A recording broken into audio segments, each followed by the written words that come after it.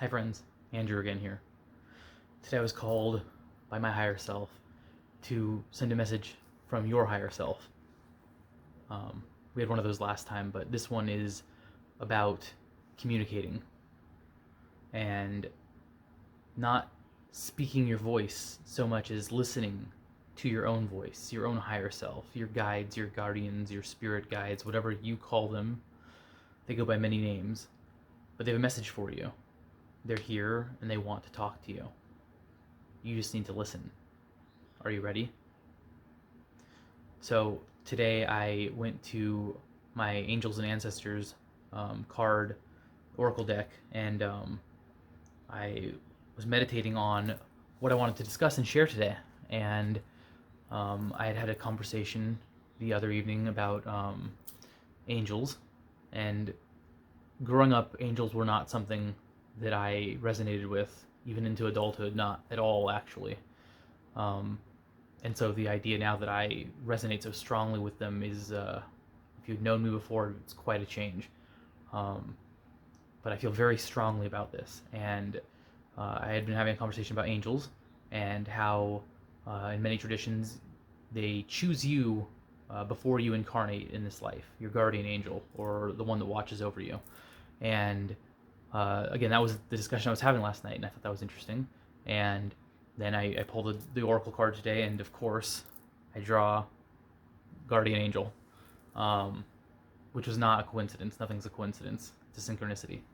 And that's one way that your higher self can be talking to you, is through synchronicity, which are random moments that seem random, but they aren't. They are preordained, predestined, a different form of deja vu, if you will.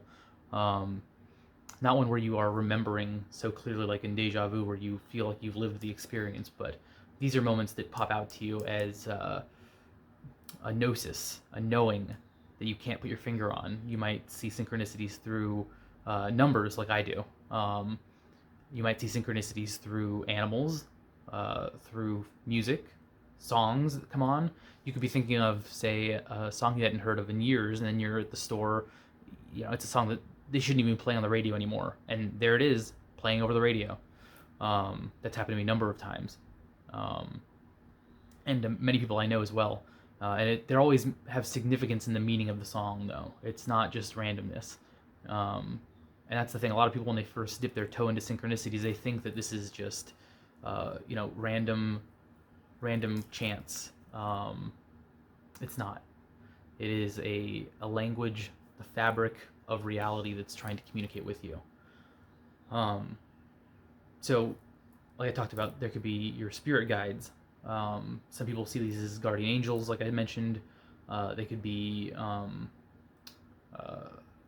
totem animals, spirit guides, ancestors, archetypes. You could see Jesus, Buddha, any number of deities from any of the numerous cultures from around the world. And personally, I think it resonates stronger when myself being raised in the West, when I had my Kundalini Awakening, I saw Shakti dancing over me during the Kundalini Awakening. I had absolutely no concept of who that was even. I didn't even know I was having the awakening at first. It wasn't until after, when I then went to go look up what the image that I saw, what it meant. That's when I realized, oh, I had a Kundalini Awakening. That's quite odd. So it just it's just very, very weird, how these things sort of come together like that. Again, when it's something that's outside of your wheelhouse per se, or outside of where you grew up, or your culture, it really speaks to you. How did this come to me when I have no understanding, no point of reference for it, and yet here it is staring me in the face. But again, it doesn't need to be one that you have seen before. It doesn't need to be one that you even know of. It can be something no one else has ever heard of. It can be your own unique connection. It's the depth of the connection that what we're looking for here that matters. Does it speak to you? Does it resonate with you? Is it teaching you something? Is it showing you something? These archetypes all have messages to share, and teach you. Jesus, for instance, unconditional love. And he's not the only one. There's plenty, and it's not limited to, oh, only one appeared to me, so I can't learn. No, not talking about that sort of thing. These are just examples. How might they be communicating with you? Well, for me, when I first got into this, I had never seen spirits. Well, it's not exactly true. I had seen some things that were quite strange and I didn't have an explanation for, but I wasn't the typical medium that was seeing lots of things or anything like that. I had no idea about any of this till very recently.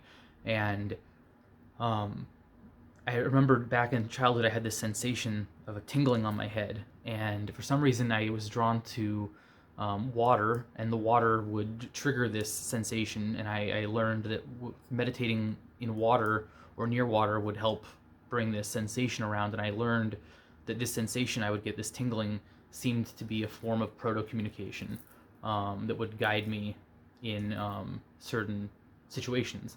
And for different people, it's different things. You might get, the feeling in your stomach.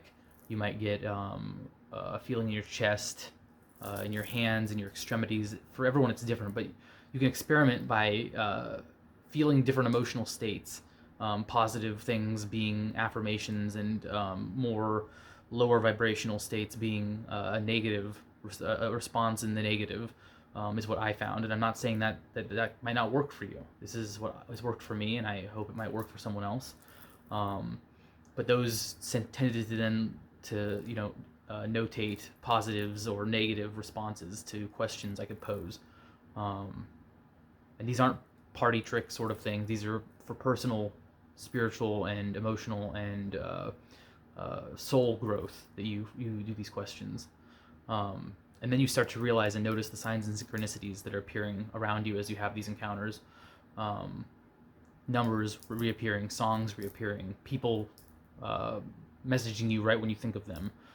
These sorts of things that could be written off as random, but when you really see them reoccurring again and again and again, you start to question how random is it really?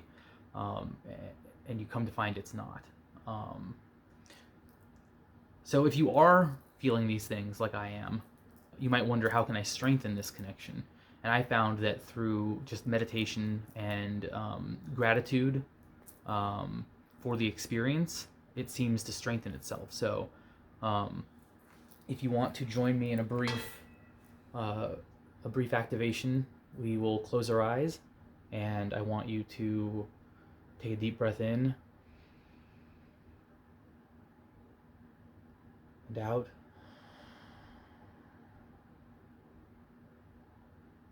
And in and out.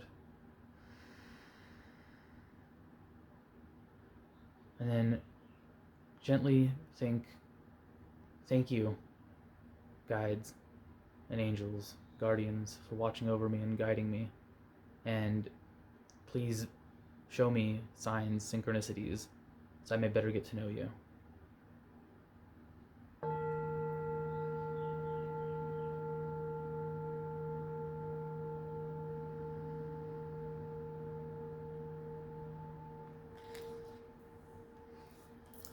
So if you go out and have a meditation and are having these contacts, I'd love to hear about it in the comments. If you have questions about how to get in touch with your spirit guides, again, drop me a comment. I'd love to chat. If you found this useful, feel free to join us here, subscribe, like, share. All those things are helpful not only for me, but for you as well, because we can help spread all of our voices. Because again, this isn't just about my voice. I want all of us to be speaking our truths. That's how we all grow, learn, and flourish, when we all speak up and all share the experiences that we're learning here on Earth, because that's the whole point of the whole thing. So again, I've been Andrew. Thank you for joining me, and namaste.